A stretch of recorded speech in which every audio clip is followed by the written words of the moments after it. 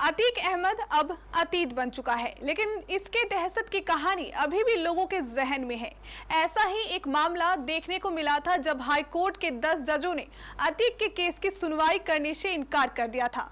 आखिर क्या था मामला कि कोई जज सुनवाई नहीं करना चाहता था? देखिए पूरी कहानी इस खास रिपोर्ट में।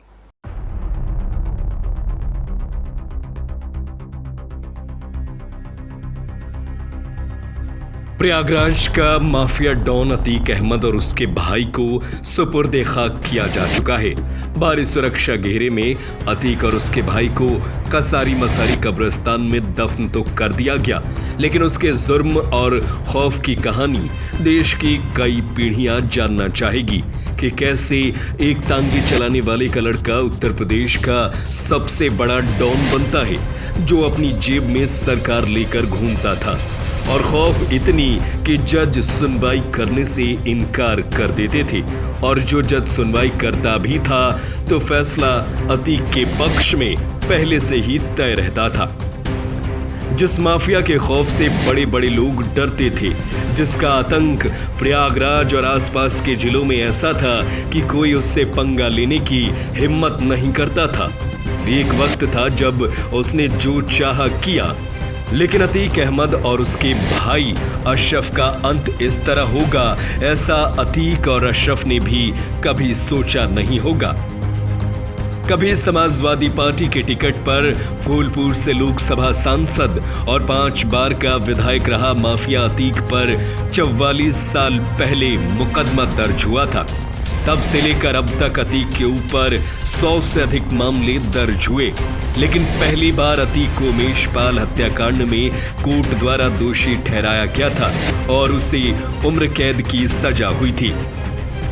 एक समय था जब अतीक के केस से जज भी थर्राते थे।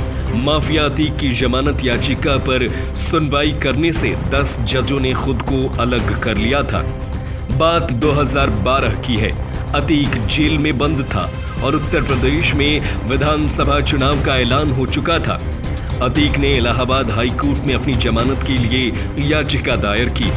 याचिका पर सुनवाई से हाई कोर्ट के 10 जजों ने खुद को अलग कर लिया और 11वें जज ने सुनवाई की और उस जज ने अतीक अहमद को जमानत दे दी और अतीक जेल से बाहर भी आ गया और चुनाव भी लड़ा।